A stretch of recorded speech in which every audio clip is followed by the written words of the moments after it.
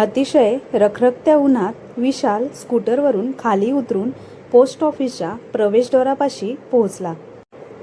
तेवढ्यात तिथे एका बेंचवर बसलेल्या एका वृद्ध माणसाने त्याला आवाज दिला. "अरे बाळा, ऐक ना, प्लीज माझे एक काम करशील का?" विशालने प्रश्नार्थक नजरेने त्यांच्याकडे पाहिले. त्या माणसाने थरथरत्या हाताने त्याला एक आंतरदेशीय पत्र दिले आणि म्हणाले, "मला एक चिठ्ठी लिहून देशील का प्लीज?" विशालने त्यांच्याकडे आश्चर्याने पाहिले आणि मनात म्हणाला की हे तर सुशिक्षित वाटतात. तेवढ्यात त्याची नजर सरळ त्यांच्या 2 बोटांवर पडली, ज्यांना त्यांनी पट्टी बांधली होती. "अरे हो, म्हणूनच ते मला चिठ्ठी लिहून दे असं म्हणत आहे." तर विशाल त्यांना पुढे काय बोलणार. तेवढ्यात तो वृद्ध माणूस म्हणाला, "माझ्या बोटांना मार लागला आहे, त्यामुळे मी लिहू शकत नाही बाळा." तेव्हा विशाल म्हणाला, "ठीक आहे काका, काही प्रॉब्लेम नाही, मी लिहून देतो तुम्हाला चिठ्ठी." असे बोलून विशाल त्यांच्या बाजूला बसला आणि त्यांच्या हातातून आंतरदेशीय पत्र हातात घेत म्हणाला, "काका, आता सांगा काय लिहायचं आहे?" हे ऐकून त्यांना खूप आनंद झाला आणि ते खुश होऊन विशालच्या हातात पेन देत म्हणाले, "आधी पत्ता लिही." आणि त्यांनी विशालला नावासोबत श्री लावून ज्याला पत्र पाठवायचे होते त्याचे नाव लिहायला सांगितले. जनरल मॅनेजर लिहिताना विशालला वाटले की बहुतेक ते काका तिथे सर्व्हिस करत असावेत आणि आज त्यांच्या काही महत्त्वाच्या कामासाठी ते पत्र लिहित आहेत.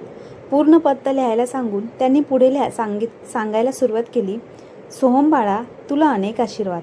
हे ऐकताच विशाल आश्चर्यचकित झाला आणि मनात म्हणाला, "अरे म्हणजे हा जनरल मॅनेजर यांचा मुलगा आहे." मग तरी नावासोबत स्त्री काहीसा विचार करून विशाल मनात म्हणाला, "असू देत, मला काय करायचं आहे." पुढे त्या वृद्ध माणसाने घसा मोकळा करत पुढे लिहायला सांगितलं, "बाळा, तुझ्या आईची तब्येत काही महिन्यापासून अजिबात ठीक नाही आहे आणि आता औषधांचा खर्चसुद्धा खूप वाढला आहे. त्यामुळे तू काही पैसे पाठवले असते तर खूप बरं झालं असतं." हे वाक्य लिहिताना विशालची बोटे थरथर कापू लागली. एक वडील स्वतःच्याच मुलाकडे पैशांसाठी विनवणी करत आहे. त्याच्या मनात कुठेतरी टोचल्यासारखे झाले. तो मनात म्हणाला, जर माझ्या मनाला एवढा धक्का बसला आहे तर या म्हाताऱ्या वडिलांना कसं वाटलं असेल. त्याला जाणवलं की असे लिहायला सांगताना त्या आजोबांचा आवाज कापरा झाला होता. त्यांचा कंठ दाटून आला होता. एका वडिलांसाठी यापेक्षा वाईट अवस्था अजून काय असू शकते. त्या मुलाला लायक बनवण्यासाठी वडिलांनी आपला सर्व पैसा त्याची प्रत्येक गरज भागवण्यासाठी त्याने न मागता खर्च केले. आज त्याच मुलासमोर पैशांसाठी हात पसरून विनवणी करावी लागत आहे.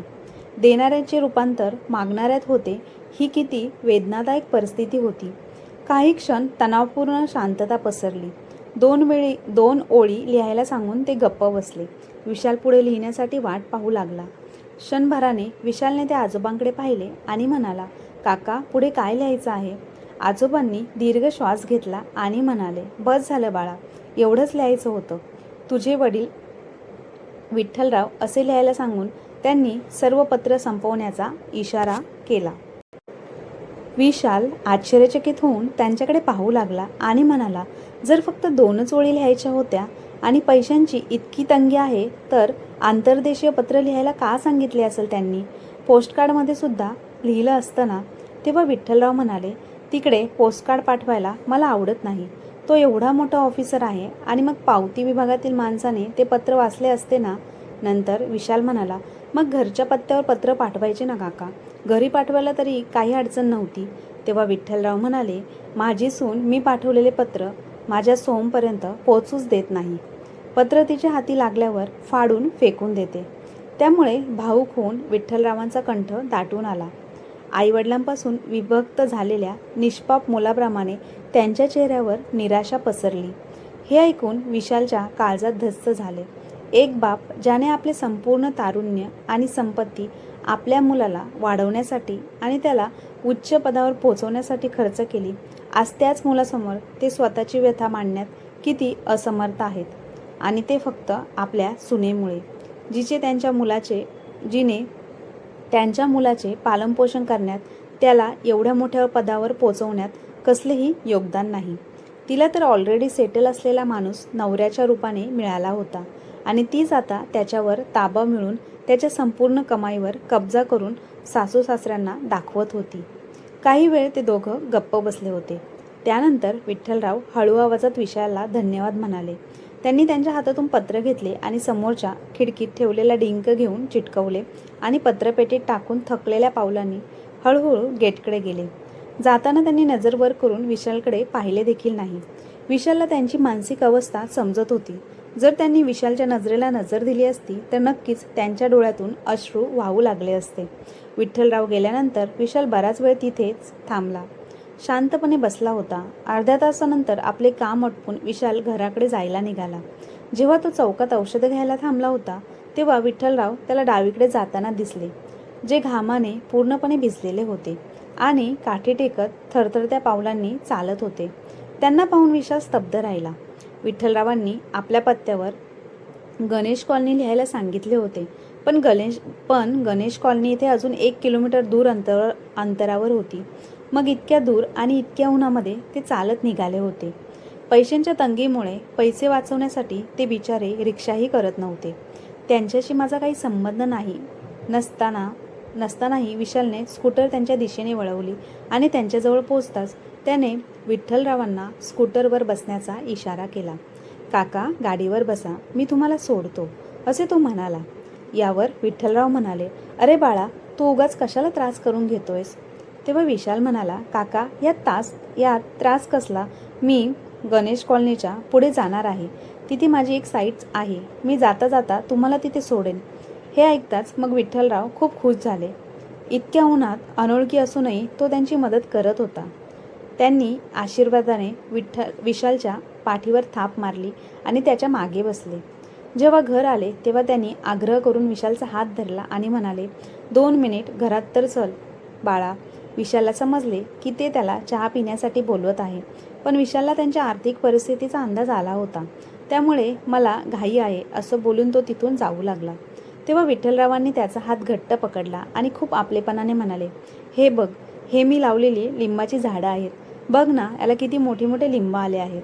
अशा ताज्या लिंबाचा सरबत उन्हाळ्यात करून प्यायल्यावर सगळा थकवा दूर होऊन खूप फ्रेश वाटते बघ. विशाल मनात म्हणाला, मग ठीक आहे, यांना काही खर्च करावा लागणार नाही. असा विचार करून तो त्यांच्या घरात गेला. विशालने पाहिलं तर त्यांची घराची अवस्था खूप वाईट झाली होती. विठ्ठलरावांनी सांगितले की 30 वर्षापूर्वी ही जागा ओसाड पडली होती. तेव्हा नवीन वसाहतीचे काम सुरू झाले आणि त्यावेळी त्यांनी तिथे 2 प्लॉट स्वस्तात खरेदी केले होते. एका प्लॉटमध्ये बँकेकडून लोन घेऊन घर बांधले आणि दुसऱ्या प्लॉटमध्ये बगीचा केला. ते दोघे बोलत होते तोपर्यंत विठ्ठलरावांच्या पत्नी म्हणजेच मालतीताईंनी लिंबू सरबत बनवला. मग विठ्ठलरावांनी विशालला लिंबू सरबत प्यायला दिले. दुपारच्या उन्हामध्ये थंडगार लिंबू सरबत प्यायल्यामुळे त्यालाही खूप छान वाटले. त्यानंतर तो घरी जायला निघाला. तेव्हा मालतीताईने एका प्लॅस्टिकच्या पिशवीमध्ये 20-25 लिंबू दिले. विठ्ठलराव त्याला म्हणाले, हे घे बेटा, एवढे लिंबू घेऊन जा. एवढे लिंबू घेण्यास विशालला संकोच वाटत होता. त्याला वाटले, सध्या उन्हाळ्यात बाजारात एवढे मोठे लिंबू प्रत्येकी 3 रुपयाला विकले जातात. विठ्ठलरावांनी विकले असते तर असा विचार विशालच्या मनात आला. त्यानंतर विठ्ठलरावांनी विशालचा हात पकडला आणि म्हणाला, अरे, आमच्याकडे लिंबाची अशी 3 झाडे आहेत बेटा. आजूबाजूला राहणाऱ्या शेजारच्यांनाही आम्ही नेहमीच देतो. विशाल विठ्ठलरावांकडे पाहत म्हणाला, बरोबर आहे, यामुळे शेजाऱ्यांची जवळीक कायम राहते. नाहीतर यांचा स्वतःचा मुलगा आहे, तोही यांच्यापासून 100 किलोमीटर दूर आहे आणि तोही बिनधास्त. असा विचार करून धन्यवाद बोलून विशाल तिथून निघून गेला. त्या दिवसानंतर ह्या 15 दिवसात विशाल 3 वेळा त्यांच्या घरी आला. 2दा तो त्याच्या बायकोला स्नेहाला सुद्धा घेऊन आला होता. त्यामुळे त्यांच्यात एक बंध निर्माण झाला होता आणि विशालची बायको भलेही परकी होती, पण ती आता त्यांच्या स्वतःच्या सासू सासऱ्यांप्रमाणे त्यांचा आदर करायची. त्या दोघांची खूप काळजी घ्यायची. पण आज जेव्हा विशाल आला तेव्हा त्यांना विचारांच्या भोवऱ्यात अडकून गेला. त्यामुळे विठ्ठलरावांचे मन खूप अस्वस्थ झाले होते. ते बेचैन होऊन घरभर फिरत होते. त्यांच्या डोक्यामध्ये विचारांचे वादळ सुरू होते. ते काहीही निर्णय घेऊ शकत नव्हते की आता काय करावे. त्यांना समजत नव्हते की विशालच्या प्रस्तावाला काय उत्तर द्यावे. अशा वेळी त्यांना आपल्या विवाहित मुलीची म्हणजे मेघाची खूप आठवण झाली. जर ती इथे असती तर त्यांनी तिचा सल्ला घेतला असता. तेवढ्यात बाहेर रिक्षा थांबल्याचा आवाज आला. विठ्ठलरावांनी खिडकीतून डोकावून बाहेर पाहिले तेव्हा त्यांना मेघा आणि तिचा नवरा रिक्षातून उतरताना दिसले. मुलीला आणि जावयाला पाहता त्यांच्या चेहऱ्यावर आनंद पसरला. त्यांनी पटकन दरवाजा उघडला. तोपर्यंत मेघा आणि तिचा नवरा वरांड्यात आले होते.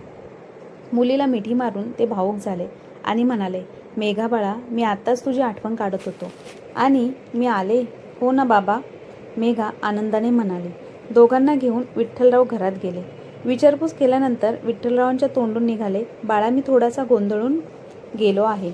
मेघा त्यांचे बोलणे न ऐकता पटकन म्हणाली, म्हणून तर आम्ही आलो आहोत ना बाबा. ती पुढे म्हणाली, बाबा, तुम्ही विशालदादांचा प्रस्ताव मान्य केला पाहिजे. विठ्ठलराव आश्चर्यचकित होऊन तिच्याकडे पाहू लागले. ते मनात म्हणाले, ही विशालला कशी ओळखते आणि त्याचा प्रस्ताव तिला कसा ठाऊक आहे. तेव्हा मेघा म्हणाली, अहो बाबा, मागच्या आठवड्यात तुम्ही विशालदादांच्या मोबाईलवरूनच तर आमच्याशी बोलला होतात. अरे हो, विठ्ठलरावांना आठवले. ते म्हणाले, मग तो प्रस्ताव, त्याबद्दलची माहिती या दोघांना कशी. त्यानंतर त्यांचा जावई त्यांना समजावत म्हणाला, विशालदादांनी जे सुचवले ते आम्हाला योग्य वाटते. विशाल त्यांचा काल फोन आल्यानंतर आम्ही तुम्हाला त्याबद्दल समजून सांगण्यासाठीच आलो आहोत. विठ्ठलराव त्या दोघांकडे आश्चर्यचकित होऊन पाहत म्हणाले, म्हणजे ही खिचडी त्यांच्यामध्ये आधीच शिजत होती तर. विठ्ठलराव आता विचारात पडले. शेवटी मुलगी आणि जावयाची संमतीनंतर त्यांचं मन खूप उदास झालं. त्यांनी आपलं घर विकावे. विशालने दिलेल्या प्रस्तावावर विचार करणे सुद्धा त्यांना अत्यंत वेदनादायी वाटू लागले. घर म्हणजे एक सुंदर अशी जागा जिथे माणूस सुरक्षित राहून भविष्याचे स्वप्न पाहतो. त्या घराबरोबर माणसाच्या कित्येक आठवणी जोडल्या गेलेल्या असतात आणि ते घर एखाद्याला विकून एका झटक्यात तर सर्व आठवणी कशा विसरता येतील. त्यांचे हृदय आता धडधडत होते. त्यांनी जावयाचा हात धरला आणि त्यांच्याकडे भरल्या डोळ्याने पाहत म्हणाले, मी आजपर्यंत माझ्या जावयाचं बोलणं कधीच डावललं नाही, पण माझ्या मनाच्या अवस्थेची जरा कल्पना करा. मेघा 5-6 वर्षाची असेल, कदाचित तिला आठवत असेल, खूप आनंदाने मी हे घर बांधलं होतं. मी या घराची प्रत्येक वीट लावताना पाहिली आहे. जावयाने विठ्ठलरावांच्या हातावर हात ठेवला आणि म्हणाले, ते सर्व मान्य आहे बाबा, पण हा कठोर निर्णय आम्ही तुमच्या भल्यासाठीच घ्यायला सांगत आहोत.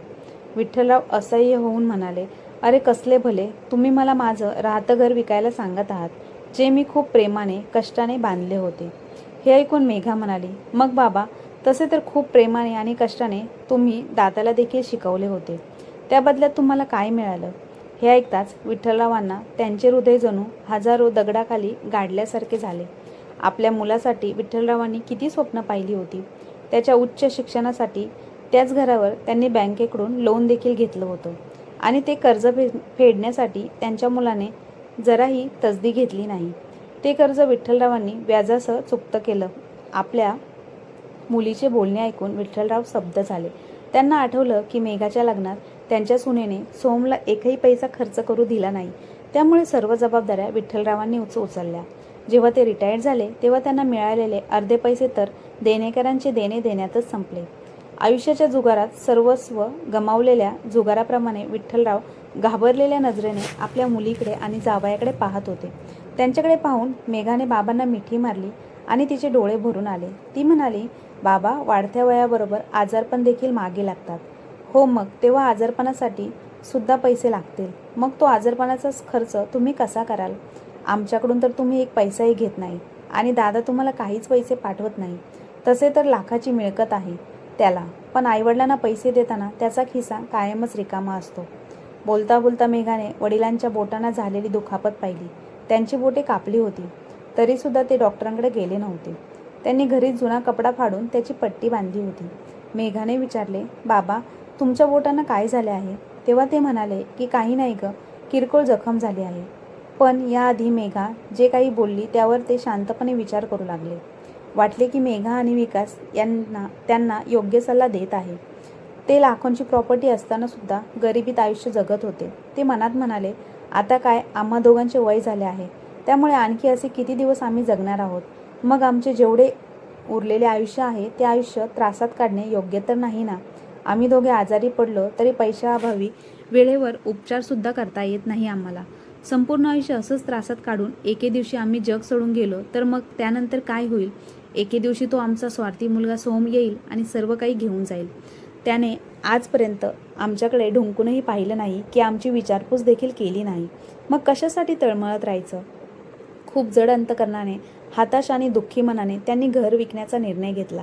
रात्रभर त्यांना झोप लागली नाही. सकाळी उठल्यावर सुद्धा ते गप्प होते आणि शांतपणे त्यांची कामं करत होते. 11च्या सुमारास ते निघाले. बाहेरून उदास नजरेने आपल्या घराकडे पाहू लागले आणि विचार करायला लागले की आता हे माझे घर, माझे स्वतःच्या हक्काचे घर, पण परत जेव्हा येईल तेव्हा कायमच कोणा परक्याचे होऊन जाईल, कायमचंच कोणा परक्याचं होऊन जाईल. मग ते जवळ उभे असलेल्या आपल्या मुलीकडे पाहू लागले. ज्यांनी तिच्या लग्नाच्या पाठवणीचे दृश्य आठवले. त्या दिवशी ती परकी झाली होती, पण हिच्या परकेपणात आणि घर परके होण्यात किती फरक आहे. मुलगी परकी झाल्याचे एवढे वाईट वाटलं नव्हतं, कारण ती परक्याची होऊनही माहेरी जोडलेली राहील.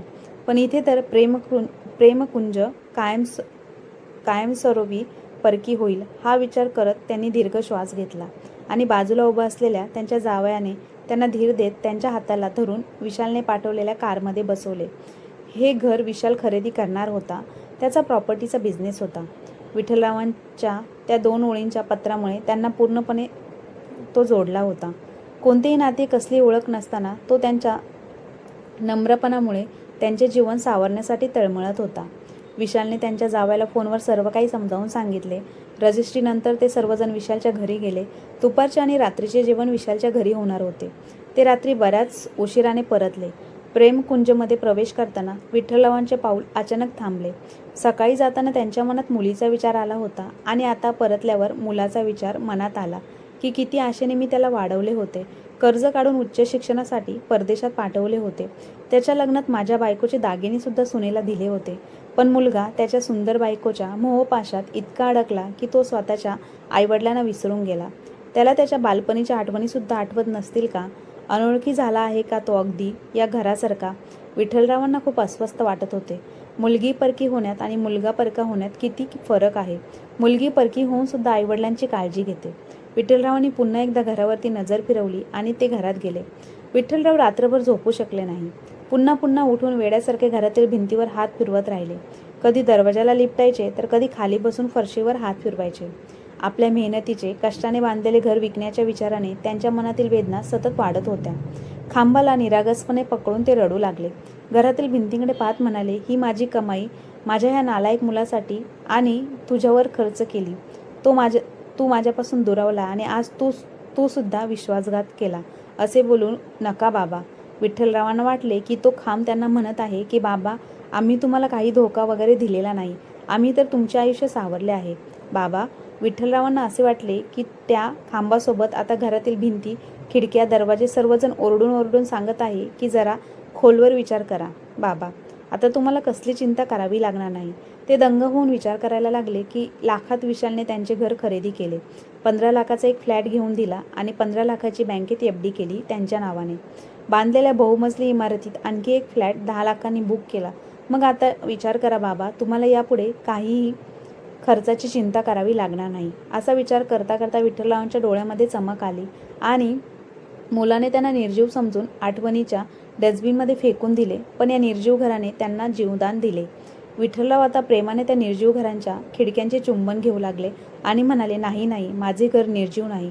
माझे प्रेमकुंज तर त्यांच्या वडिलांना जीव देणारा खरा मुलगा आहे. तेवढ्यात तिथे विशाल आणि त्याची बायको आले. विठ्ठलराव आणि मालतीताईंना म्हणाले, काकू, आता तुम्ही एकटे नाहीत, तर मी आणि स्नेहा शेवटच्या श्वासापर्यंत तुमच्यासोबत राहणार आहोत. विशाल पुढे म्हणाला, काका, हे घर मी खरेदी केले असले तरी या घरावर अधिकार तुमचाच राहील. हे ऐकताच विठ्ठलरावांच्या डोळ्यात पाणी आले आणि त्यांनी विशालला घट्ट मिठी मारली. विशालने विठ्ठलरावांचे डोळे पुसले आणि त्यानंतर स्नेहाने मालतीताईंचा हात धरला आणि त्यांना गाडीत बसवले. विठ्ठलराव घराबाहेर आले. त्यांनी पुन्हा एकदा घराकडे पाहिले आणि दरवाजाला कुलूप लावले.